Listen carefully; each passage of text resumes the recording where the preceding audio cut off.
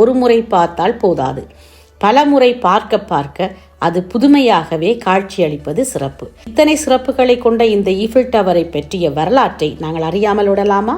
வாருங்கள் அந்த வரலாற்றை பற்றி பார்ப்போம். பிரெஞ்சு புரட்சி வெடித்து 100வது ஆண்டாக 1889 ஆண்டு முடிவடைந்திருந்த வேளையில் அதன் ஞாபக சின்னமாக 300 மீட்டர் உயரத்தில் கட்டடம் ஒன்று கட்ட வேண்டும் என்று எண்ணியிருந்தார்கள். இதற்கான முதல் கல்லை 26 ஜனவரி 1887 ஆண்டு எடுத்து வைக்கப்பட்டு 31 மார்ச் 1889 ஆண்டு இந்த கட்டடத்தை கட்டி முடித்தார்கள்.